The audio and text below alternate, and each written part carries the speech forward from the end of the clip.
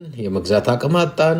ባለፈው ኃይሌ ገብረስላሴ ኧረ እንደው ሁሉም እንደው ይሉኝታ ይዞት ነው እንጂ ያለው ይሉኝታ ይዞት ነው እንጂ ሁሉም ኑሮ ጨንቆታል፣ ከብዶታል። ወሊ ነው ዋት ያኔ ደገስከው ያጨበጨፍከው ነው ጦርነት ፋይናንስ ይበላል፣ ህይወት ይበላል፣ ምናምን ይበላል ስንል እናንተ ጉሮ ሸባይ ጉሮ ሸባይ ጉሮ ሸባ አብይ ድል አርጎ ሲመጣ ስትሉ ነበር። ድል አይደለም ያረገው ነው ያልኩት። ያው እያያችሁት ነው። ለሌንሳ ፈይሳ የሚባል ሰው አንድ ነገር ጻፈ አሉ። መኪና የገዛ ሰው ነዳጅ ጭንቀቱ አይሆንም ነው ምናምን የሚል። እኔ እኮ ብልጽግና የሰበሰባቸው ቀጀላም ይሁን ሌለንሳም ይሁን ፈይሳ በጣም ነው የሚገርሙኝ። የሚጽፉትንና የሚያወሩትን ስሰማ ያስቀኛል። መኪና የገዛ ሰው እዚህ ሀገርም ቢሆን እኛ ያለንበት መኪና አይደለም አሳሳቢ፣ ነዳጅ ነው የሚያሳስበው። እና ነዳጅ አሳሳቢ ነገር እና መኪናው አያሳስብም። እኔ አሁን ገዛሁት መኪና ከፋብሪካ ነው ያወጣሁት፣ ግን ስንት አመቱ ነው አሁን የገዛሁት መኪና? ሜቢ 2 አረገች መሰል። በ2 አመት ውስጥ ለነዳጅ ያወጣሁት ሂሳብ ቢሰላ በ2 አመት ውስጥ እርግጠኛ ነኝ የመኪናውን ግማሽ ይሆናል። እንግዲህ የሚቀጥለው 4 አመት ከመኪናው ግማሽ በላይ ያልፋል ማለት ነው። ሙሉ ከመኪናው ያልፋል ነዳጁ፣ ለነዳጁ ማወጣው ማለት ነው። ነዳጅ መኪና ያለው ሰው ነዳጅ አያሳስበውም የሚል እንደዚህ አይነት የኢኮኖሚ ቀመር እናውቃለን የሚሉ ሰዎች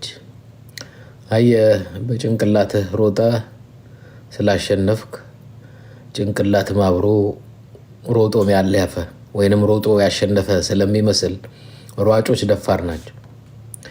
ለሌንሳ ማን ያላችሁት ሯጩ ማራቶን የሮጠው ለሌንሳ ቀልቤሳም ይሁን ማን ነው ኃይሌ ገብረስላሴ ሌሎቹ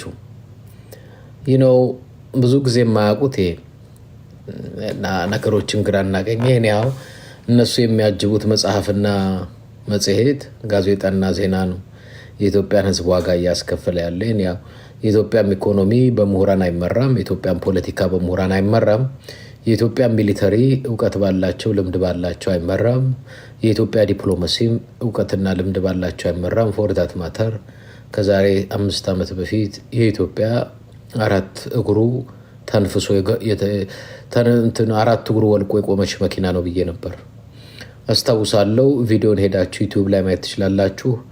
4ቱም ጎማ ወለቀ ያልኩት 4ቱ መሰረታዊ የሀገሪቷ ኢኮኖሚ የሚሆን ሚሊተሪ ፖለቲካ የሚሆን ዲፕሎማሲ 4ቱ ጎማዎች ናቸው። ኢትዮጵያ 4 ጎማዎች አሏት።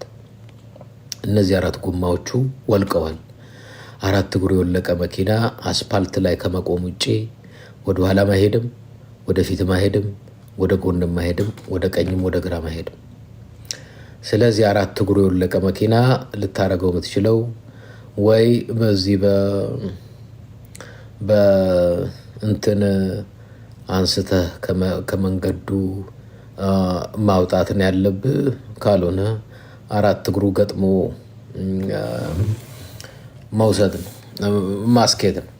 አለበለዚያ ቶትራክ ደውሎ መጥራት ነው። ይህን ሀገር 4ቱንም መሰረታዊ ሀገሪቷን ምሰሶች ኢኮኖሚውም ይሁን ፖለቲካ ዲፕሎማሲ ይሁን ሚሊተሪ ጥየዋለሁ፣ ወልቋል። ስለዚህ ወይ በቶትራክ መውሰድ ወይ ደግሞ 4ቱን ጎማ ገጥሞ የነዳ ይዞ ሊሄድ የሚችል አመራር ወይንም አስተዳደር ወይንም ስርዓት መመስረት ነው። ለዛ የሚቻለንን ከታገሉት አንዱ እኔ ነኝ። የኢትዮጵያ ሕዝብ ባለውለታ ብቻ ሳይሆን የኢትዮጵያ ሕዝብ እዳ ለእኔ ያልከፈለኝ እዳ አለው ብዬ ተስፋ አደርጋለሁ። አንድ ቀን የኢትዮጵያ ሕዝብ ጋቢም ይሁን ሸማ እልል ብሎ ይሄ አበባ በመበተንም እግዚአብሔር ይስጥልን ይለኛል ብዬ ተስፋ አደርጋለሁ። ሌላው ቢቀር ማለት ነው። እንግዲህ 5 ዓመት ሆነን ስናነቃው በዚህ በዛ የኢትዮጵያ እንዲያውም ኪሳቸው እንዳይጎድል የኢትዮጵያ እንጀራ እንዳያጡ ስራ እንዳያጡ በሚል ማለት ነው። ያም ሆነ ይህ የዓለም ባንክ የኢትዮጵያን ኢኮኖሚ እየመራ ወይንም ነፃ ገበያ በሚል ስም የሚመጣ ኢትዮጵያ ውስጥ ለውጥም እድገትም እንደማይኖር በዚህ አጋጣሚ ማወቅ ተገቢ ነው። ይህንን ተከትሎ ምናልባት በዚህ ኢኮኖሚ ለውጥ የሚጠቀሙ የውጭ ኢንቨስተሮች ካሉም የእነሱም ገንዘብ ቢሆን የኢትዮጵያ ሁኔታ አስተማማኝ ካለመሆኑ የተነሳ ማናቸውንም ገንዘብ ቢያገኙት ገንዘቡን ወደ ውጭ ያሸሹታል እንጂ ኢትዮጵያ ውስጥ ኢንቨስት በማድረግ የስራ እድል በመክፈት ኢንቨስትመንት አያበዙ። ኢንቨስትመንት ልታበዛ አትችልም። አማራ ክልል ጦርነት ነው። ኦሮሚያ ክልል ጦርነት ነው። ወደ አፋር ሶማሊያ ክልል ብትሄድ ጦርነት ነው። ደቡብ ክልል ብትሄድ የእርስ በርስ ግጭት ጦርነት ነው። ትግራይም ያልተረጋጋ የፖለቲካ ሁኔታ ነው ያለው። ፕሪቲማች የተሻለ ሰላምን ቢሆን ያልተረጋጋ ፖለቲካ ነው ያለው። የትኛውም ኢንቨስተርና ኢንቨስትመንት በኢትዮጵያ ላይ ብሩን አምኖ ኢንቨስት ሊያደርግ አይችልም ነው እያልኩ ያለሁት። ከዚህ ጋር ተያይዞ ምናልባት የውጭ ኢንቨስተሮች ብርም በእዳ ቢያገኙ ትርፍም እንኳን ቢያገኙ አገራቸው ነው ብሩ የሚያስቀምጡት። አንድ ኢንቨስተር የሚያገኘውን ገንዘብ በአገሩ ላይ ኢንቨስት የማያደርግ ከሆነ አገሪቷ ቤኔፊት የለውም፣ ጥቅም የለውም። ለምሳሌ የሙጋቤን ተሞክሮ እንውሰደው። ዚምባብዌ ከነጭ ገበሬዎችም ይሁን ከነጭ ገበሬዎች የቀሙትን መሬት እና አንዳንድ ኢንቨስትመንቶች የወሰዱባቸው ነጮቹን ሲያባሯቸው ማዕቀብን የተደረገበት ሙጋቤ ለራሱ ህዝብ ነው መሬቱን የሰጠው ያከፋፈሉ። ሚስጥሩ እሱ አይደል። በተመሳሳይ ይሄ ጉዳይ አይ ቲንክ በሩዋንዳም ከዚህ በፊት ተከስቷል። ኤዲ አሚን ኢስት ኢንዲያን እና ነጮችን ከቢዝነሱ ባባረረ ወቅት አንዳንድ ጊዜ የማይታወቀው የማያውቁት ሰዎች የማያውቁትን ነገር ትንሽ አንስቼው ሊሄድ። ለምሳሌ አሁን የብልጽግና አብዛኛዎቹ ብልጽግና ላይ እየከበሩ ያሉት የብልጽግና ካድሬዎች አብዛኛዎቹ የብልጽግና ካድሬ ኦሮሞዎች ናቸው። ብልጽግናን የሚደግፉት አብዛኛዎቹ በብልጽግና ስርም ውስጥም ያሉት ኦሮሞዎች ናቸው። አንዳንድ ጊዜ ምንድነው የሰማሁት እቃቸውን የሰው እቃ በጉምሩክ ያስቀራሉ እና ለራሳቸው የኦሮሞ የካድሬ አባል እቃውን ይሰጡታል። በጉምሩክ እቃውን ያስቀራሉ፣ ለኦሮሞ ካድሬ ይሰጡታል። በተመሳሳይ ኢንቨስትመንት ለምሳሌ ኢንቨስትመንት ፕላን ፕሮጀክትህን ሰርተ ስታስገባ እነሱ በጎን ይጠልፉታል፣ ለራሳቸው ሰው ይሰጡታል። ስለዚህ አንተን ከገበያ ለማውጣት የተለያየ ቢሮክራሲ ያደርጉብሃል፣ ከገበያ ያወጡሃል ማለት ነው። በዛ መልኩ ከገበያ መስመር ያስወጡሃል። የሚመስላቸው ምንድን ነው? አንተ ስለሰራው እነሱም ሰርተው የሚያተርፉ ነው ይመስላቸው። አይደለም። ቢዝነስ ራሱ የጭንቅላት ጨዋታ ነው። እስና ቢከዘፍ አንተ ኦሮሞ ነህ ሌላ ብሔር ነህ ስለሆንክ የሰው ቢዝነስ ነጥቀህ ትርፋማ ምንም ለውጥም አታመጣም፣ እድገትም አታመጣም። የሚያሳዝነው ግን ያ ቢዝነስ እንዲቀጭ ታደርጓለህ አገሪቷ ውስጥ። ያ ነው የሆነው። እነዚህ የሩዋንዳ የዚምባብዌ የሌላ ሀገር ተሞክሮ ቢዝነሱን ቀሙት። አንድ ሰው የሰራውን ቢዝነስ ቀምተህ ለአንተ ለሚመስልህ ካድሬ አሳልፈ ብትሰጠው ምንም ለውጥ አያመጣውም። ለጊዜው ይመስልሃል። ምክንያቱም ከከስተመር ጋር ከቢዝነስ ማኔጅመንት ጋር ከኮኔክሽን ጋር ከብዙ ነገር ጋር ያለ ሚስጥር ነው ቢዝነስ ማለት። ቢከዘፍ ከሌላ ሰምተህ ለአንተ ለሚመስልህ የአንድ የኦሮሞ ካድሬ የብልጽግና የኦሮሞ ካድሬ ብትሰጠው አይጠቅመውም። ሀገሪቷ ላይ የሚገባውን ታክስ ያ ነጋዴ አትርፎ የሚከፍለውን ታክስ ለሀገሪቷም ታስቀራለህ። በሰራተኛው ስር ያሉትን በኢንቨስተር ወይንም በባለሀብቱ ስር ያሉትን ሰራተኞች ትበትናለህ፣ ታቆረቁዛለህ። እየቆረቀዘ ያለው ለዛ ነው። አሁን ብዙ ጊዜ ለምሳሌ አንድ ከዚህ እንትን መኪና የሚነዳ የነበረ ልጅ ነበር። ከዚህ ኢትዮጵያ የገባ አንድ እየወጣ የሚሳደብ ልጅ የኦሮሞ ባለስልጣን ካድሬ ልጅ ነው አሉ። የኦሮሞ ባለስልጣን ካድሬ ልጅ ይሄ አማራ እያለ ትግሬ እያለ ትግራዋይ እያለ ምናምን እያለ የሚሳደብ ልጅ ስሙ ስለጠፋኝ ነው። ማን ነበር ስሙ? የሆነ የከብት ስም ነገር ያለው ስሙ ማን ነው? ስሙን አምጡልኝ። የሆነ የበሬ ስም ነገር ነው ያለው። ምን በሬ ነው ስሙን? ዶሊቼ የሚባል ልጅ ምንም የተማረ አይደለም። እዚህ መኪና ይነዳ ነበረ። ከዛ ዶሊቼ ገባ አገር ቤት። የባለስልጣን የባለ ጊዜ ልጅ ነኝ ብሎ አሁን ማታ ማታ ሲጠጣ ያድራል። የሰው የማንም ቢዝነስ ቀምተዋል። እኔ አላቅም፣ ግን ኦፍኮርስ ምልህ የአማራን ህዝብ የሌላ ብሔር ብሔረሰቦችንም ነው የሚሳደበው ሰምቻል። በእንደነዚህ አይነት ሰዎች የሰው ቢዝነስ ነጥቀብ ሰጣቸው እምልህ ባይ ዘ ኤንድ ኦፍ ዘ ዴይ ቢዝነሱ መዘጋቱ አይቀርም፣ ይበተናል። ምክንያቱም ቢዝነስ የመጀመሪያ ቢዝነስ የሚጠይቀው ዲሲፕሊን፣ በሁለተኛ ነገር የሚጠይቀው እውቀት ነው፣ በሶስተኛ ነገር የሚጠይቀው ኤክስፒሪየንስ ልምድ ነው፣ በአራተኛ ደረጃ የሚጠይቀው ኮኔክሽን ነው፣ በአምስተኛ ደረጃ የሚጠይቀው ደግሞ ነው ይሄ ሀው ቱ ማኔጅመንት ነው። እነዚህን ሁላ ነገሮች አንድ ዝም ብለህ ቀልቤሳ ፈይሳ ለተባለ የኦሮሞ የብልጽግና ካድሬ የሰው ገንዘብ እና የሰው ቢዝነስ ቀምተህ ብትሰጠው መዘጋቱ እኮ አይቀርም፣ መክሰሩ አይቀርም፣ መዘጋቱ አይቀርም። ሰራተኛ ይበተናል፣ ኢንቨስተሩ ወደ ሌላ አገር ይሄዳል። ዞሮ ዞሮ ያቺ አገር ድሃ ትሆናል። አሁን የተያዘው እንደዛ ነው።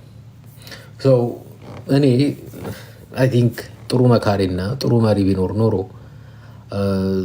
አገሪቷ አሁን የወደቀችበት አሁን የተገኘችበት አትገኝም ነበር። ኦፍኮርስ አብሶሉት ኢትዮጵያ ውስጥ ምንም ነገር በብሔር ነው የሚታሰበው። ዛሬ ገርል ፍሬንድ ሲያገኝ ብሔርሽ ምንድን ነው? ስራ ብሔርሽ ምንድን ነው? ቢዝነስ ብሔርሽ ምንድን ነው? ቸርች እና ሞስክ ብሔርሽ ምንድን ነው? ፖለቲካ ብሔርሽ ምንድን ነው? አይ ቲንክ በዚህ በብሔር ማሰብ በመሰረቱ አይ ቲንክ ኋላ ቀርነትና ውድቀት ነው። ይህንን ማወቅ አለባችሁ። ባይ ዘ ዌይ ይህንን ብዬ አላቅም፣ ግን ልበለው የብሔር ብሔረሰብ እያንዳንዱ በባህሉ በቋንቋው በምኑ ተከብሮ መኖሩ ጥሩ ነው፣ የተገባ ነው። ሁሉም ግን አንድ የሚያደርገው ነገር አለ፣ ሰው ነው። ብሔር የመጣው ከሰው በኋላ ነው። ቋንቋ የመጣው ከሰው በኋላ ነው። ይሄ ብሔር የቋንቋዬ ሙዚቃዬ ግጥሜ ይሄ ሁላ ሰው የፈጠረው ከሰው በኋላ የመጣ ነው። የቋንቋ ብዝሃነትን ማስተናገድ ጥሩ ነው። አንድ ነገር ግን ወጡ ብዙ ጊዜ ሲባል ስማለሁ። ቋንቋ መብዛት የብልጽግና መለኪያ አይደለም። ይሄን ማወቅ አለባቸው። የቋንቋ መብዛት የእርግማን ውጤት ነው። ኢትዮጵያ 85 ነው 84 ቋንቋ፣ የራሳችሁ ጉዳይ ስንት ቋንቋ እንዳላችሁ አላቅም፣ ግን ሁሉንም ቋንቋ በህግና በስርዓቱ ማስተናገድ ተገቢ ነው። የቋንቋ መብዛት ግን የእርግማን ውጤት እንጂ የበረከት ውጤት አይደለም። መጽሐፍ ቅዱሳችን የሚያስተምረን በዘፍጥረት ምዕራፍ 11 ላይ እግዚአብሔር ሲያስቸግሩት ቋንቋን የደባለቀው። ቋንቋቸውን መደባለቁ ለበረከት አይደለም፣ እንዳይግባቡ ነው ያደርጋቸው። ስለዚህ የቋንቋ መደባለቅ ሲመስል አንዳንድ ሰው ደግሞ የሚያስበው ነገር አለ። ቋንቋ ማለት እኔ እናንተ የምንግባባበት ብቻ አይደለም። አንዳንዴ ኦሮምኛ እያወራህ አትግባባም፣ አማርኛም እያወራህ አትግባባ። አሁን እኔ ጋር እዚህ ጋር የምትገቡ ልጆች እኮ እኔም አማርኛ ነው እናንተም አማርኛ ነው፣ አንግባባም። የቋንቋ መደበላለቅ አለ። የቋንቋ መደበላለቅ አለ ማለት እኔ አንተን አልሰማም አንተ እኔን አልሰማም ብቻ አይደለም። የቋንቋ መደበላለቅ ከአስተሳሰብ መደበላለቅ፣ ከአመለካከት መደበላለቅ፣ ከእውቀት መደበላለቅ ጋር የተገናኘ። ኦሮምኛ እያወሩ ጃልማሮና ሽመልስ አብዲሳ ይገዳደላሉ። ሁለቱም ኦሮምኛ ያወራሉ፣ ይግባባሉ። በኦሮምኛ ቋንቋቸው ነው። የቋንቋ መደበላለቅ ሲኖር የፈለከውን ቋንቋ ብታወራም ትገዳደላለህ፣ ትፈላልጋለህ። ኤኒዌይ አንዳንድ ጊዜ ቋንቋ ሲባል እስናት ኦንሊ አንድ ወጥ የሆነ ቋንቋ ማውራት ብቻ አይደለም። አንድ ወጥ የሆነ ቋንቋ እያወራህ 100,000 አስተሳሰብና ልዩነት አለ። ምን ያደርጋል? አይጠቅምም። አንድ ለነገሩ እሱ አይኪያችን ኢትዮጵያኖች ሎ ነው በጣም አይ ቲንክ ከዓለም ላይ አይ ቲንክ ስንተኛ ደረጃ እንደሰጡን አላውቅም፣ ግን በጣም ሎ ነው። ተነጋግረህ ለመግባባት እንኳን ፖለቲካ አይደለም ሶሻል ኢሹ ወይንም ሃይማኖትም ከባድ። በሃይማኖትም ትገዳደላለህ፣ በፖለቲካም ትገዳደላለህ፣ በቋንቋ ትገዳደላለህ፣ በመሬት ትገዳደላለህ፣ በብሔር ትገዳደላለህ፣ በአመለካከት ትገዳደላለህ። በተመሳሳይ ወደ ፋኖ ብንሄድ ዛሬ የአማራ አክቲቪስቶች ሲራገጡ የሚውሉት አንድ ቋንቋ ነው የሚያወሩ እና አንደኛው ዘመነ ካሴ ብሎ ሲረግጥ ይውላል፣ እስክንድር ነጋ ብሎ ሲረግጥ ይውላል፣ አስረስ ማሬ ብሎ ሲረግጥ ይውላል። እና ፋኖ አንድ ቋንቋ አንድ ጠላት ነው የምንታገለው ብለህ ተከፋፍለህ አክቲቪስቱ ሲረጋገጥ ይውላል፣ ጥይት የያዘውም ሲረጋገጥ ይውላል። ይሄ ቋንቋ መደበላለቅ ይባላል። ስለዚህ እነዚህ ሰዎች የሚያወሩት ቋንቋ አይደለም። አንድ አይነት ቋንቋ እያወራህ መደበላለቅ እንዳለ መታወቅ መቻል አለበት። ያ ማለት በአንድ አይነት ቋንቋ አንድ አይነት አስተሳሰብ ይኖር ማለትም አይደለም። አንድ አይነት ቋንቋ ማለት አንድ አይነት እንሆንም አይደለም። አንድ አይነት መሆንና አንድነትና አንድ አይነት ልዩነት አለው። እኔ ስለ አንድ አይነት መሆን ሳይሆን ስለ አንድነት ነው ማውራው። የሀሳብ ልዩነት ይኖረናል፣ ግን የሀሳብ ልዩነትን የምናስተናግድበት ጥላቻ ካለ መደበላለቅ ነው። የሀሳብ ልዩነታችንን የምናስተናግደው በጥይት ከሆነ እሱ ልዩነት ነው። የሀሳብ ልዩነታችንን በተለያየ መልኩ ዲመናይዝ በማድረግ ምን ላይ ከሆነ እሱ ልዩነት ነው። እንደሱ እንዳይኖር ነው። እሱን ነው ማወቅ መቻል ያለብን። እሱን ነው ለይተን መግባባት መቻል ያለብን እና በዛ አቅጣጫ ነው። ለማንኛውም ኢትዮጵያ ከዚህ በአብይ አህመድ አትድንም፣ ነግሬያቸዋለሁ። ኔቨር ኤቨር አሚን በተአምር በምንም እንዳታስቡት አትድንም። አብይ አህመድ ይዞ የሚያድናት ሀገር አይደለችም። ግን ኢንፋክት ብዙዎቻችን በውጭ ለምን መሰላችሁ ኢትዮጵያ አሁን የሚመራት ሰው አንድ ሰው ነው የሚመራት አንድ ሰው ነው ፓርቲ ብልጽግና ብሎናል ጀዋር መሐመድ። ብልጽግና የሚባል ፓርቲ የለም። መዋቅር ያለው በመዋቅሩ ተጠሪነት፣ ኃላፊነት፣ ሪስፖንሲቢሊቲ፣ አካውንታቢሊቲ ኖሮት የሚመራ ድርጅት የለም። ብልጽግና አንድ ሰው ነው አብይ የሚባል ፈላጭ ቆራጭ። የውጭ ጉዳይ ሚኒስተር ትሆናለህ ለምሳሌ በጣም አርኖ ካስታውሳችኋል። የውጭ ጉዳይ ሚኒስትሩ ታዬ አጽቀሥላሴ የውጭ ጉዳይ ሚኒስተር ከሆኑ 6 ወር አልሞላቸውም። እሳቸው በጠዋቱ ተነስተው የውጭ ጉዳይ ቢሮ ያሉትን ሰራተኞች ሰብስበው እያናገሩ ስልክ ይደወላል። ሄሎ አብይ ነኝ። እሺ ክቡር ጠቅላይ ሚኒስትር ዶክተር አብይ አህመድ ጤና ይስጥልኝ፣ ምን ነው በጠዋቱ ደወሉ ይላሉ ታዬ አጽቀሥላሴ። የውጭ ጉዳይ ቢሮ ደውለው ነው አብይ አይ ዛሬ ፕሬዝደንት ትሆናለህ። የምን ፕሬዝደንት? የኢትዮጵያ ዛሬ? አዎ። ዋው። እና አሁን እኮ ስብሰባ ላይ ነኝ አሉ። አይ ጥለውና ኦልሬዲ ተሰብስበናል እዚህ በፓርላማ ፕሬዝደንት ነው የምትሆነው። የውጭ ጉዳይ እሱን ሌላ ሰው ሾምበታለሁ እና ያዘጋጀነው ጽሁፍ አለ እሱን ታነባለህ። ይሄንን ቃል በቃል ነው የምነግራችሁ። ታዬ አጽቀሥላሴ ይሄንን ሚስጥር አንድ ቀን ያወጡታል፣ ይወጣል። ይሄ ሚስጥር ትሰሙታላችሁ። አስታውሱኝ ያኔ ስትሰሙት። ከዛ ሄዱ የውጭ ጉዳይ ቢሮ ሰብስበው ስብሰባ ላይ ነበሩ። በሉ ለአስቸኳይ የስራ ጉዳይ ይሄዳሉ አሉ። በተኑ ስብሰባውን ሄዱ። የት? ፓርላማ። ከዛ የሚያነቡት ተሰጣቸው። ፕሬዝደንት ሆነሃል አሉት። ፕሬዝደንት ሆኛለሁ? አዎ። እሺ። ከዛ መጡ። ማነው ክብርት ማነው ስማቸው ልጄ የእናንተ ያበሻ ስም ይጠፋኛል።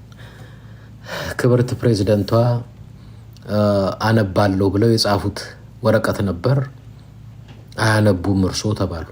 እዴ ፕሬዝደንት ነኝ፣ አትሊስት አንብቤ ልሰናበት፣ ፓርላማውን አይቻልም እና ምንድነው የሚሆነው? አይ በቃ እርሷ ዝም ብለው ያስረክባሉ። ታዬ ሳህለ ወርቅ ነው ያልሽኝ? ወይ ጉድ! ወይ ሳህለ ወርቅ። አንዳንድ ጊዜ እኮ መልከ ጥፉን በስም ይደግፉ ነው።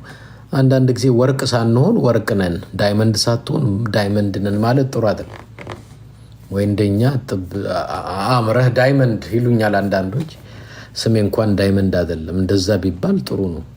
ለማንኛውም በዛ መልኩ ፕሬዝደንት ሆኑ ሰውየው። አንድ ሰው ስለሚመራው ነው፣ መዋቅር አይመራውም። የኢትዮጵያን ጉዳይ የኢትዮጵያን ሀገር የሚመራ መዋቅር ፓርቲ የለም። አንድ ግለሰብ ነው አብይ አህመድ የሚባል። ስለዚህ ጠዋት ሾሞ ከሰዓት ያወርዳል። በጣም የሚያፍረውና ማዝነው ማቀውን አንድ ሚስጥር ላጫውታችሁ በዚህ አጋጣሚ። ያው አንድ ሰው ሲነግረኝ ስቲል በሚኒስተር መስሪያ ቤት ኃላፊነት ውስጥ አለ። አንድ ሰው ሲነግረኝ ምን አለ፣ ይደውልልሃል አለ አብይ። ይደውልልህና አለ ውጭ ጉዳይ ሚኒስተር ላርግህ እንዴ ይልሃል አለ። ሲደበርብህ ነው አለ።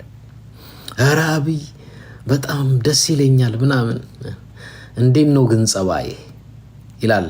በቃ የሚመስልህ የእናቱን ቤት ወርሶ ክፍል የሚያከፋፍልህ ወይት መሬት የሚሰጥ ነው ይመስልሃል። ኢትዮጵያ የምትባል ትልቅ ሀገር እየመራ እንዳለ ሁላ ያውቅም። እና ይደውልና እንትን ውጭ ጉዳይ ላርግህ እንዴ አረብ አብይ ምናምን ይሉታል። ያሰብኩበት ነው ይልና ይዘጋል። ከዛዝ ሌላ ሰው ጋር ይደውላል። ሌላ ሰው ጋር በኋላ በአጋጣሚ አንድ 5 ሰዎች የዚህ ታዬ አጽቀሥላሴ ከመመረጣቸው በፊት የውጭ ጉዳይን ያወራቸው ነው። አንድ ቀን ቁጭ ብለው ለሻይ ሲያወሩ እኔም ጋር ደውሏል። ምን አለ? አይ እንደዚህ በቃ እኔም ጋር እኮ እንደዚህ እያለ ነው የሚጫወትብን አሉ። በቃ እንደዚህ እያለ ነው የሚጫወትባቸው። አንዳንድ ጊዜ ጠዋት ላይ ሰጥቶክ ሰምታችኋል አይደል? አንድ ቀን 2 ቀን ስራው ላይ ሳትቆይበት እኔ የምልህ በቃ ቶሺ እንትን አድርጌያለሁ። ትዝ ይላችኋል? ለማ እኮ ከአብይ ጋር የተጣላው ለዛ ነው። የኦሮሚያ ክልል ሊቀመንበር ነበር አለ። የኦሮሚያ ክልል መስተዳድር ሊቀመንበር ነበር። ምንም እኮ ለማ አያውቅም። ደወለና እንትን አድርጌያለሁ መከላከያ ሚኒስትር እንዴ ሳልነግር ሳልሰማ አይ በቃ ትተውና አለው። አይነግርህም፣ ምንም አይነግርህም። ጠዋት ይነግርሃል፣ ከሰዓት ይቀማሃል። ኢትዮጵያ ጀዋር መሐመድ ልትፈርስ ነው በጣም ቶታሊ ኮላፕስ ልትሆን ነው ሲልህ ወዶ እንዳይመስል ያውቃል። እንደኔ እሱ እኔ ማቀውን ስለማቅ ነው። እኔ ከዚህ በፊት ነግሬያቸዋለሁ። ጋድ ኢዝ ማይ ዊትነስ። መቼም እንደዚህ አልልም። ጋድ ኢዝ ማይ ዊትነስ ልል አልችልም ለማይረባ ፖለቲካ። አንድ በሚኒስተር መስሪያ ቤት ደረጃ ያለ አብይ አህመድ ወደ ስልጣን በመጣ 3 ወር ነው። ኢትዮጵያ ነበርኩኝ። በኋላ ከአንድ ስብሰባ በኋላ ምሳ እንብላ ምናምን ነገር አለኝ። ትልቅ ስልጣን አለው ላይካ በአብይ አህመድ እና እኔም ቤተ መንግስት አይቼዋለሁ ተጋብዘው ሲበላ። ኤኒዌይ በቲቪ ነው ያየሁት። እኔ በቴሌቪዥን አየው ከጠቅላይ ሚኒስትሩ ጋር ምናምን አልኩት። አዎ አይ እንተዋወቃለን አለኝ። ግን አንድን ሚስጥር ልንገርህ አለኝ። ምንድን ነው አልኩት። ይሄ አገር ይሄን ሰው ላገናኘህ አለኝ። አብይን ማለት ነው እንግዲህ አብይ ከመጣ 3 ወር ነው ምናምን 4 ወር መሰለኝ። በኋላ እኔ ምን ብለህ ነው የምታገናኘ ስለው ምከሩት አለኝ። እንደ አንተና አንተን የመሳሰሉ ሰዎች አግኝታችሁ ምከሩት አለኝ። እንዴት? እኛ እናቀው ምን ብለንስ ነው ምን መክረው? አናቀውም አልኩት። አይ ይሄ ሰውዬ አይመስለኝም አለ። እወቁ፣ ጓደኛው ነው፣ ስልጣን ሰጥቶታል። አብረው ብዙ ጊዜ አይቻቸዋለሁ። ስሙን አልጠራም፣ አደጋ ውስጥ አልከተውም። እሱ ስቲል ወዳጄ ነው። በብዙ ነገር እንለያያለን፣ በአመለካከት እና በአስተሳሰብ አሁን ባለው ፖለቲካ እንለያያለን። ግን ያውቀው ነበር እሱ አለኝ። ይሄ ሀገር በኋላ ነግሬያችሁን ማቅ ይመስለኛል። ይሄ ጦርነቱ ሲጀመር እኔ ጦርነቱ ያው የትግራይ ህዝብ ላይ ያነጣጠረ እንደሆነ ሰላም ማቅ ያኔ እናንተ አብዛኞቻችሁ የትግራይ ህዝብ ይጥፋ እያላችሁ ግጥምና ዘፈን በምትጽፉበት፣ በሰላማዊ ሰልፍ ኖሞር አብይን እንዳትነኩብን በምትሉበት፣ ስዕል ስላችሁ አብይን አንግሳችሁ በየክልላችሁ ሰላማዊ ሰልፍ እየወጣችሁ አብይ ንጉስ፣ አብይ ሙሴና ነብይ በምትሉበት ሰዓት እኔ ብቻዬን ነበርኩ። ማናችሁም ከኔ ጋር አልነበራችሁ። ይበላችኋል ስላችሁ እኔን አንተ ጁንታ ወያኔ ምናምን ትሉኝ ነበር። አንዳንዶቻችሁ ዛሬ እንትን እግራችሁ እየተበላለ እጃችሁ የተበላ አንዳንዶቻችሁ እየተበላችሁ እኔን ያው ይበላችኋል ብያችሁ ነበር። ለማንኛውም ያኔ እኔ ጦርነቱን ተቃውሜ ስናገር ስለ ሰውየው ያ ምላችሁ ሰውዬ ኢትዮጵያ አግኝታችሁ ምከሩት ያለኝ አብይ በመጣ ወደ ስልጣን 3-4 ወር በፊት ጻፈልኝ በኢሜል ምንድን ያለኝ፣ ለምን አሁን ትቃወመዋለህ አለኝ። ያኔ ወደ ስልጣን ሲመጣ በ3 ነው በ4ኛው ወር ናና ላገናኝህ፣ እናንተን የመሳሰላችሁ ምከሩት፣ አያያዙ ጥሩ አይደለም እንትን ነው የሚሉት ብዙዎቹ። ህፃን ነው፣ ቻይልዲሽ ነው። ባይዘዌ በዚህ አጋጣሚ ይህንንም ማጣራት ትችላላችሁ። አንዳንድ የፓርላማ አባላትን በካልቾ ይመታቸዋል፣ ቄጣቸውን በካልቾ ይመጣል። ፑሻፕ ስራ ምናምን ምን አባክ ምናምን ይላል። ምን አባታችሁ ምናምን ነው የሚላቸው አሉ። በጣም ዘግናኝ ስድብ ይሳደባል። ይህንን እኔ አንድ ቀን አጋልጣለሁ። ኢኔሴንስ በመረጃ ነው፣ በመረጃ አንድ ከአገር ሊወጣ ያኮበኮበ አለ ባለስልጣን። እሱ ወጥቶ ኢንተርቪው ካረኩት ትሰማላችሁ። ከሱ በካልቾ ይመታል፣ ይሳደባል አሉ። ምን አባታችሁ እኔን እዛ አዳሜ ትዘርፋለህ፣ እኔን እንደዚህ ነው የሚያወራው አሉ። ሚዲያ ላይ መጥቶ የሚፎግረውን ተዉት። እና ልጁ ምን አለኝ፣ ያኔ ነግሬህ ነበረ ወይ ለምን አሁን ትቃወመዋለህ አለኝ። እኔ ያኔ ታውቀዋለሁ አልኩት። እኔ 3-4 ወር ወደ ስልጣን መጣ፣ እኔ ታውቀዋለሁ። እኔ እናቱ ከመወለዱ እኔ ከመፈጠሩ እኔ አላውቀውም። ምን ብዬ ነው የምመክረው? እኔ ምን ብዬ ነው የምነግረው? እኔ አላውቀውም። አንድ ሰው እኮ ስታውቀው ነው ጥሩም መጥፎ የምትመክረው አይደል? እኔ ሳላውቀው አግኝቼው ቢያገናኝ ምንድን ነው የምለው? ጠቅላላ መቼም አገር እንዴት ይመራል፣ ስለ ሀገር አመራር ምናምን ልታወራው ትችላለህ። ግን እሱንም እኮ እንትኑን አታውቅም፣ ሌቭሉን የማይንዱን ማለት የጭንቅላቱን ስታትስ የቱ ጋር እንዳለ አታውቅም። ስለዚህ እኔ አግኝቼ ይቅርታ አድርጉልኝ ብዙ ነገር ላውራው አልደፍርም፣ አልዋሻቸውም። አሁን ቢሆን ምናልባት ኢትዮጵያ ሲሄድ አሁን በሚሄድበት ወቅት እንደሱ አይነት እድል ያ ወዳጄን አግኝቸው አሁን ሊያገኘኝ ይችላል ወይ ብየው ሊያገኝህ ይችላል ካለኝ እና የማግኘት እድሉ ካለኝ ብዙ ነገር አወራዋለሁ። ግን አይመስለኝም። የማይመስለኝ ለምንድን ነው? አሁን ኦልሬዲ እኔ እንደ ተቃዋሚ ፖለቲከኛ ነው የምታየው እንጂ እንደ ህዝብ ድምፅ ብዙዎች አዩ። አንዳንዶች እዚህ ሲገቡ ይረሱታል የህዝብ ድምፅ መሆኔን። የሆነ ፓርቲ ውስጥ ይሸኩሩኛል። አንዳንዶች ህወሓት ይሉኛል። እኔ ህወሓት ደግፌ አላውቅም። አንዳንዶች እዚህ ነህ ሀገር፣ እኔ ቱም ጋር የለውም። እኔ የህዝብ ድምፅ ነኝ። እንደ ህዝብ ድምፅ አይቶኝ ባለቤቱ ፎርሾር ትከታተላለች፣ ፕሮግራሜን ታቀኛለች። እሱ አንዳንዴ ይሰማል የሚባለው አንድ የሰማት ከዚህ በፊት አንድ በቲክቶክ በሳሙኤል ታፈሰና በዚህ ይሄ ዩ ስትሪት ፓርኪንግ ያለው ዋሽንግተን ዲሲ ሄኖክ ያባቱ ስም ማን ነው? ባይ ዘ ዌይ በቅርብ ጊዜ ኢትዮጵያ ሄዷል። የዛሬ ሳምንት 10,000 ካሬ ሜትር ተሰጥቶታል ለዩ ስትሪት ሄኖክ ለሚባለው። ስሙን የምታውቁ ሄኖክ ማን ነበረ? ሄኖክ ዩ ስትሪት ባለቤት ማን ነው? ሁዝ ፍሮም ዲሲ? ኢዝ ዜር ኤኒባዲ ፍሮም ዲሲ? ኖ ዝና ጋቢስ አይደለም። ሄኖክ ኖ አንተ የምትለው የኦሮሞ አይደለም። ይሄ ባለመነጽሩ ይሄ ዩ ስትሪት ባለቤት ዩ ስትሪት ፓርኪንግ የሚባል ዩ ስትሪት ሄኖክ ተስፋዬ። ቴንክ ዩ ሄኖክ ተስፋዬ ዩር ራይት አይ ቲንክ የዩ ስትሪት ባለቤት ሄኖክ ተስፋዬ። እሱ ማለት የዛሬ ሳምንት አዲስ አበባ ላይ 10,000 ካሬ ሜትር ተሰጥቶታል።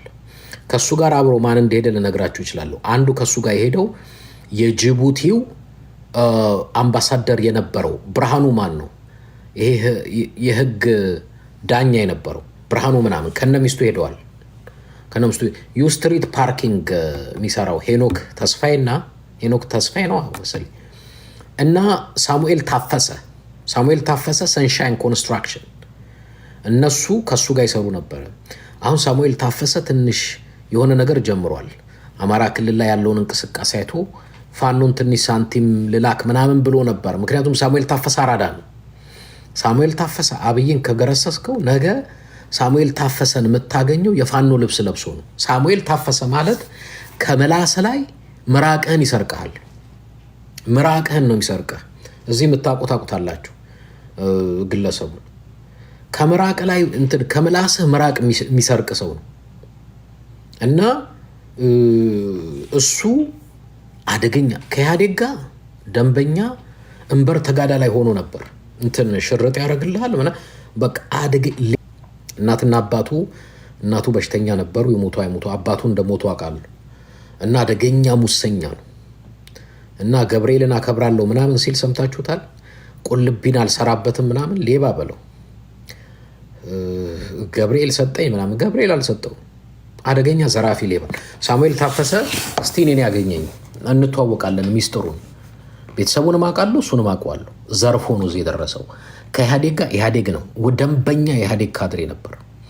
ልክ ኢህአዴግ ሲወድቅ ብልጽግና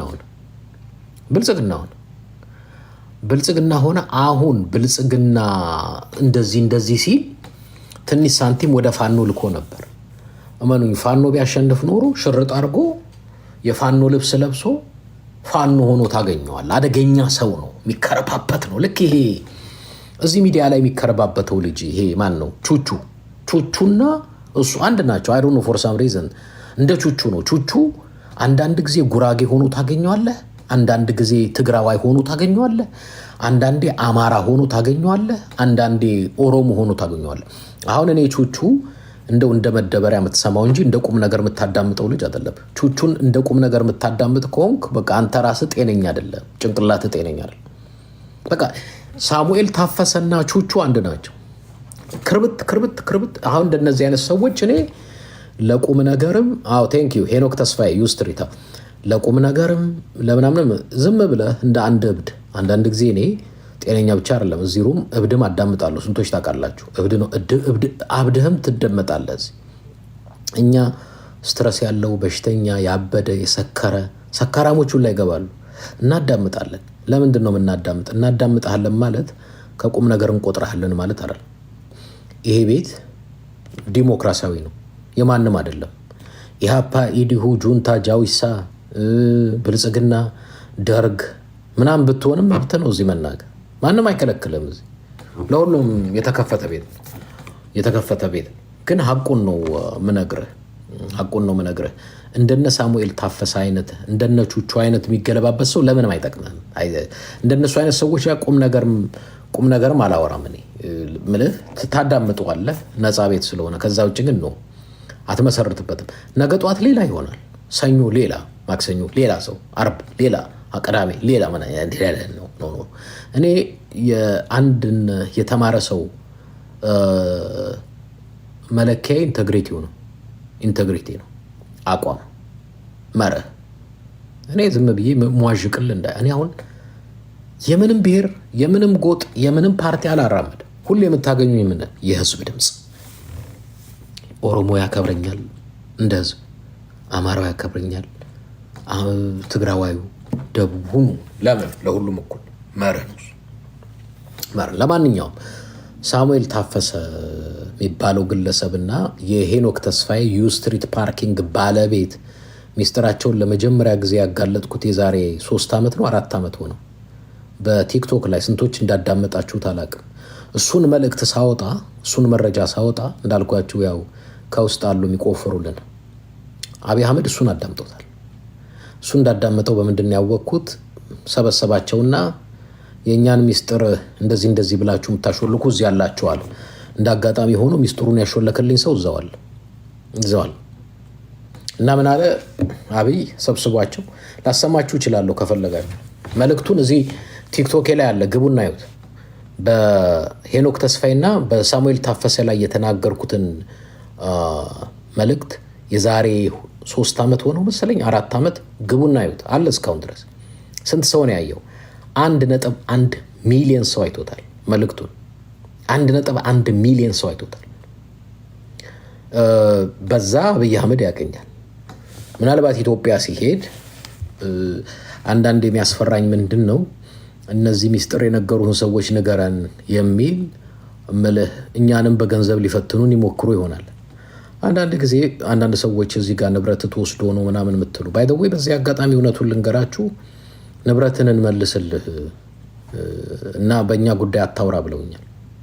ሀቁን ልንገራችሁ፣ እውነቱን ልንገራችሁ፣ እንመልስልህ አታውራ፣ በቃ በእኛ ጉዳይ ስለ እኛ ማታወራ ከሆነ ብለውኛል። ሀቅና እውነቱን እወቁት። አንዳንድ ሰዎች እንደዚህ ስላደረጉበት ነው ምናምን ኖ። እኔ አሁን ስለ እነሱ መናገር ባቆም መልሱ ብላቸው ኢሚዲየት ይመልሱልኛል። ልንገር እውነቱ ጋይስ፣ እናንተ እንድትድኑ አገር እንዳትፈርስ እኔ 120 ሚሊዮን ህዝብ መግቢያ እንዳታጣ ብዬ ነው ማነቃ ምነግርህ ምመክርህ ምዘክርህ እንጂ ከእነሱ ጋር እንኳን እኔ አይደለሁም ሲሳይ አጌና ቤቴሌም ታፈሰ ምናምን የሚባሉ የተወላገዱ እንዴ እዚህ የሚወጡት እንኳን አተባቸውም እንዴ በቀርካ የተነፋ ፊኛ የሚመስሉ ድንቡል ያሉ ቦምቦሊኖ የብልጽግና ካድሬዎች ምልህ ሀሁ ማያቆ የፖለቲካ ለእነሱ እንኳን ይከፈላቸዋል። ብራዘር እኔ አሁን አይን ያልነካችሁም ንብረት ምናምን መልሱ። ስማ በንጋታው 5000 ካሬ ሜትር እመነኝ አዳነች አበቤ ትሰጠኛለች። እኔ ለጉራም አይደለም እውነቴን ነው ነገር እኔ የሚሸጥ ጭንቅላት እንዳለኝ እኔ አይደለሁም አንተ የምታዳምጠኝ ታውቀዋለህ። የሚሸጥ ጭንቅላት እንዳለኝ ማለት ነው። እኔ ብልጽግናን እንደው ደግፌው just forget it brother my brother እንኳን መሬት አይደለም አብይ አህመድ ከሚሰራው ቤተ መንግስት ላይ እመነኝ አንዱን ውሰደው ነው የሚለኝ። ብቻ ደግፈኛ አትቃወመኝ እንጂ ከፈለኸው ነጩ ቤተ መንግስት ምናምን ከዚህ ጀምሮ ያንተ ነው የሚለኝ። የኔ ወንድም እዚህ ሚንተባተብና ማውራት የማይችል የብልጽግና ካድሬ እንኳን እየተከፈለው አይደል ሀብትለው ለማያቅ እንዴ። እኔ እኮ ምንም ልህ አስጥጬ ልክ እንደ አገር ቤት ሽምብራና ሽሮ ፀሐይ ላይ አስጥቼ አደርቅሃለሁ ከፈለክ በንግግርም በፖለቲካም ብትፈልግ። ሀቅና እውነቱ እሱ ነው። ግን እኔ ያንተን መብት ያንተን እውነት አልሸጥም። እኔ እውነትን እገዛታለሁ እንጂ አልሸጣትም። እገዛለሁ፣ እውነትን እገዛለሁ። አሁን የነገርኳችሁን መረጃ እኮ ገዝተነው ነው ሸጠነው አይደለም፣ ገዝተነው።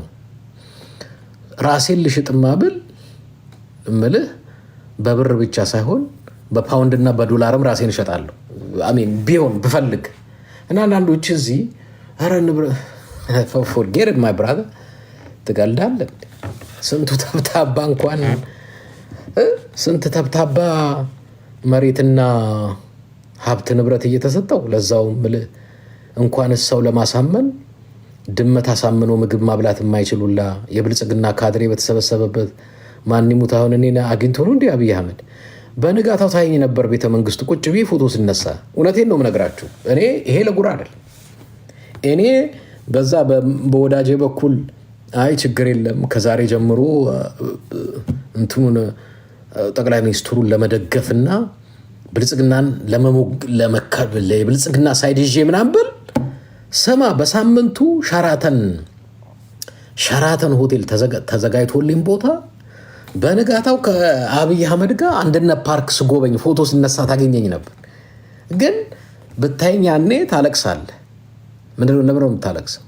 አንድ ብቸኛ ድምጻችን ብለህ ነው የምታለቅሰው። አትጠራጠር። እውነቴን ነው፣ እውነት ለመናገር ነው። እኔ ምንም ይሄ ለጉራ አይደለም። ትቀልዳለህ እንዴ? የምን ጉራ ነው? እንሽጠው ካለንማ የሚሸጥ ጭንቅላት አለን። ወደድክም ጠላህም፣ ብታምን ባታምን፣ ብትቀበል ባትቀበል፣ ስለ ራሴ ማንም ሳይነግረኝ ራሴ ማውቃለሁ ለማለት ነው።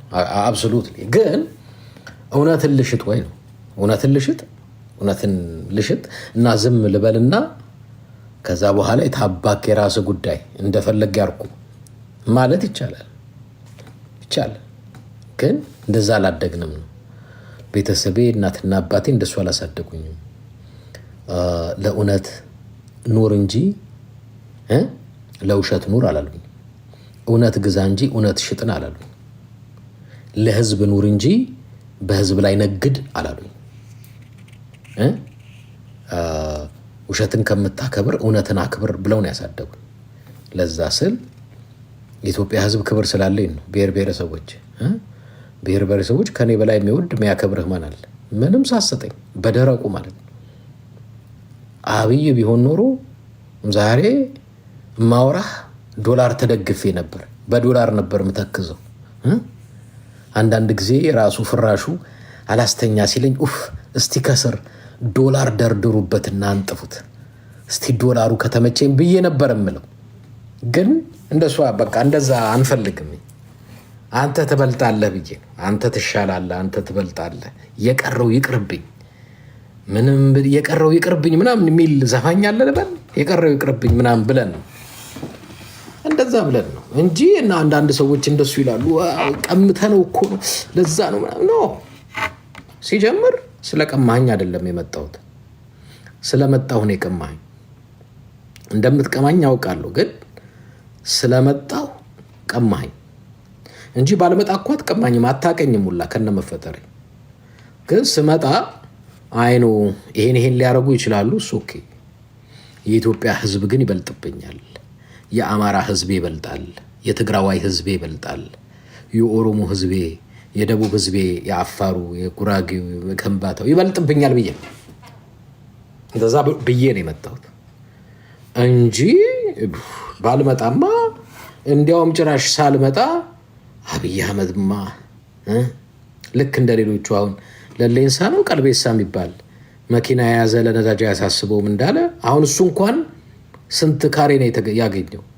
አሁን ቀልቤሳ ነው ለሌሳ ነው ቀልቤሳ ይሄ እንደዚህ ምናምን ብሎ የሚሮጤ ነው።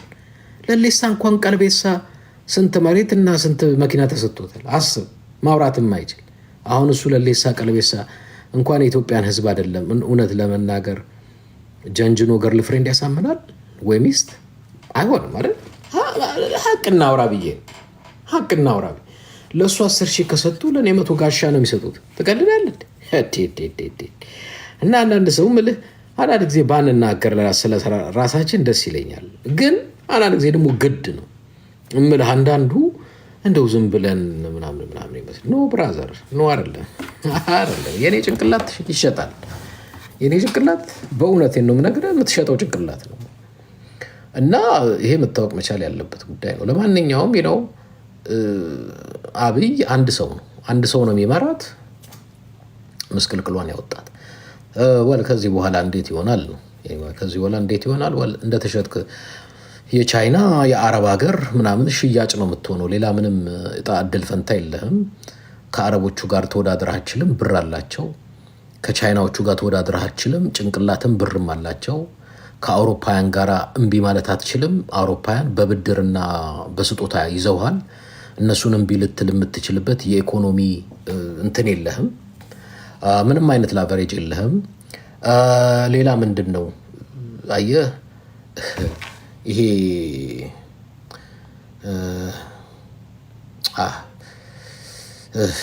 እሺ ምንድን ነው የሚለኝ ብልጽግናዎች ሪፖርት እያደረጉብህ ነው ይለኛል። እናንተ ታብታብና ኮፒ ሊንክ አድርጉ። ምንም ማድረግ አልችልም። እኔ ብልጽግናዎች በጣም ነው የሚያዳምጡኝ፣ እንዳለ የሚያዳምጠኝ ኦልሞስት ከውጭ አንዳንዱ ገብቶ ከውጭ የሚያዳምጠኝ በሙሉ አሁን ቁጥሩ እንዳይጨምር ብሎ በውጭ የሚያዳምጠኝ እውነቴን ነው የምነግራችሁ ሞርዛን 1000 አላችሁ። እናውቃለን፣ እኛ የራሳችን መንገድ አለ።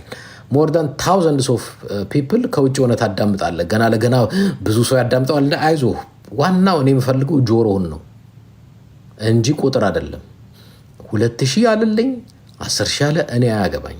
የምፈልገው ጆሮውን ነው። ከውጭም ሆነ ታዳምጣለህ፣ ገብተህ አዳምጥ። እዚህ ደግሞ የምታዳምጥ ሪፖርት የምታደርጋለህ፣ ምንም አይዘጋም። እኔ በ1.2 ሚሊዮን በላይ ሄዷል የኔ ላይ በአንድ ጊዜ በአንተ ቆሾ ቆንቦሬ እንትን የሚላል አይደለም። ለማንኛውም ምክር ነው። ኔያው ብልጽግናዎች ነው እንጀራችሁ ነው ብታረጉ አይደንቀኝ። እንጀራችሁን ፎርሹር ለእንጀራችሁ ነው እዚህ የምትፋለጡት። እኔን የምትጠሉኝ ለእንጀራችሁ። ይኸው እኔ ንግግር ስናገር አየዋለሁ። ብዙ ጊዜ ኮሜንት አያለሁ። ኮሜንት ውስጥ አብዛኛው ገብቻ አየዋለሁ። ማንነቱ ማን እንደሆነ ከህዝብ የሚሰድበኝ የለም። እንዳለ ካድሬ ነው። ችግር የለውም። መስደብ መብት። ድሮ ከካድሬ በረከት አልጠብቅ ወይ እንድትባርከኝ ወይ እንድትቀድሰኝ አልጠብቅም። እንድትሰድበኝ ነው የምጠብቅ። እንዲያውም ካድሬ ሆነህ ብትመርቀኝ እደነግጣለሁ። ዋው I have to stop right here. I have to check myself ማለት አለብኝ። ቼክ ማድረግ አለብኝ። ለምንድን ነው ካድሬ መረቀኝ፣ ካድሬ ባረከኝ ይላል። አብዛኛው የሚሰድበኝ ይኸው ህዝብ አይደለም። ከትግራዋይ፣ ከአማራው፣ ከኦሮሞ ህዝብ አይሰድበኝ። የሚሰድቡኝን ሰዎች ብትገባ ካድሬዎች ናቸው። ችግር የለም። እኔ ከካድሬ የምጠብቀው ስለሆነ አድርጎት ቀጥሉበት ነው። ሀቁ ግን ይሄን እኔ የህዝብ ድምፅ ነኝ። ሶ ኦቨርኦል ውጤቱ እኔ አስገብተኸኝ አብይ አህመድ ብመክርህም ልታርመው የምትችለው ወይ ልቃና የሚችል ነገር አይደለም። ኦልሬዲ ሸጦ ያለቀ መሬቱን ሸጠ፣ የሀገሪቷን የኢኮኖሚ ፖሊሲ ሸጠ፣ እነዚህ ዳር የሚያዋስኑ የኢትዮጵያ የወሰን ድንበሮችን ለባዕዳ ምድር አሳልፈ ሰጥተ፣ የኢትዮጵያን ዲሞክራሲ በቂጡ ደፍተ፣ ሁሉም ከጠሉ በኋላ ምርጫ እንደ ካናዳ ፕራይም ሚኒስተር ነው የሚሆነው፣ እንደ ትሩዶ ዳሰ ፕራይም ሚኒስተር ትሩዶ የካናዳው ጠቅላይ ሚኒስተር የአራተኛ ክፍል አስተማሪ ነው። የሙዚቃ ነው የስዕል ፖለቲካ ማይችል ገና ሲያወራ ምንም ሚስቱ ጥላው ሄደ። ብራዘር አገር እንኳን አገር ሊመራ ሚስቱን ማሳመን አቅቶት ሚስቱ ጥላው ሄደች፣ ፈታችሁ። በጣም የተጠላ መሪ ሆነ። ካናዳ ውስጥ ብትመጡ ፕራይም ሚኒስተር ትሩዶን የሚወድ አንድ ሰው አታገኝም። አንድ ሰው አይችልም አገር መምራት። አገሪቷን ዘጭ አረጋት በብዙ ነገር። አሁን ጊዜው ሳይደርስ ተባረረ፣ ራሱ ሪዛይን አደረገ። ጊዜው ሳይደርስ እና አብይ አህመድ ምንድነው እጣ ቢያረግ ጥሩ ሪዛይን አድርግ። አብይ አህመድ አትሊስት ሪዛይን አርግ። ሆነስትሊ ስፒኪንግ ሪዛይን አርግና ወይ አሮ ነው እኛ ማናቃቸው ጦሩ ሰዎች ሊመጡ ይችላሉ። አብይ አህመድ ከሪዛይን ውጭ ምንም እንትን አይ ቲንክ ፋኖም እንዲያወርድ፣ ሸኔ እንዲያወርድ፣ ቲዲኤፍ እንዲያወርድ ምናምን እንዲያወርድ አትጠብቅ። በቃ ጀስት እንትን በል ሪዛይን አድርገህ ልቀቅ። በቃ ሪዛይን አድርግ። ዳስ ዘ ኦንሊ ቻንስ ያለ እሱ እንድታደርግ እመክርሃለሁ። አይ ቲንክ በዚህ በወዳጅህ በዚህ በሚኒስቴር መስሪያ ቤት ውስጥ የሚሰራውን ያንተም የኔ ወዳጅ መካከለኛ በሚሆነው መልእክቴን አስተላለፍ ያለው ምከሩት ስለው ብትመክረው በጥፊ ነው የሚያጮላ አለኝ። አብይ አህመድ መክረሃለሁ ምናምን ላነጋግረህ ብትለው አለ በጥፊ ነው የሚያጮላ፣ አይሰማም ማንንም አለ። እና እንኳን እኔን አለ ሚስቱንም አያዳምጥም። ሚስቱን ያው አልጋ ላይ ሲተኙ ብቻ በዚህ ሳይድ ለምትለው ነው እንጂ ከዛ ውጭ የለም። ከዛ ውጭ ማን ለዛ እና እምልህ ምንም ልታረግ አትችልም። ዳሰት ደንዴል አሚን ምን ታረገዋለህ? ሪዛይን ያደርግ፣ ሌላ ሰው ይምጣ። ይሄ ኮርፖሬት ሊደርሽፕ የሚያምን አንድ ወጥ ያልሆነ አዋቂዎች ስፔሻሊ ከሲቪሉ ይሄ ወታደር ምናምን አታምጡ። ከወታደሩ ከሆነ አደገኛ ነው። ከወታደር ከሆነ ነው። ከሲቪክ ማህበራት ውስጥ ያሉ ምሁራን የፖለቲካን የውስጥና የውጭውን ጂኦ ፖለቲክስ የሚያውቅ ኢኮኖሚስት የሆነ ጥሩ ዲፕሎማት ምናምን አምጡ። ፕሮፌሽናል የኢኮኖሚ ፕሮፌሽናል፣ የፖለቲካ የምናምን ከሁሉም ስብጥር የሆነ ከሲቪክ ማህበራት አምጥተ ኮርፖሬትሊ አገሪቷን እንዴት እናስኪድ ካላላችሁ ማርክ ማይ ወርድ ሴቭ አድርገው። ይሄን ዩልሲ ይሄ ነው የሚሆነው። ይሄ ነው የሚገጥምህ። ይሄ ነው የሚሆነው። ከዚህ ውጭ ሌላ ነገር ይመጣል ብለህ ተስፋ አታድርግ። ዋል መንገዱን ጨርቅ ያደርግልህ ነው እንግዲህ። እምቢ ካልክ ዩልሲ ታየዋለህ። ሌላ ነገር የለውም። ግን ሀቅና እውነቱን እንነጋገር ካልን ይሄ ነው ሀቅና እውነቱ። የሚለወጥ የሚቀየር ምንም ነገር የለም። ሶ ይህን ካልኩ ዘንዳ በዚህ ዙሪያ ሀሳብ አስተያየት የምትሰጡ ጥያቄ የምታነሱ ሰዎች ወደ ገስቱ ኑ። ሼር ኮፒ ሊንክ የምታደርጉት ደግሞ ቅድሚያ እንሰጣለን። እንደነ ሄርሜላ ጌታ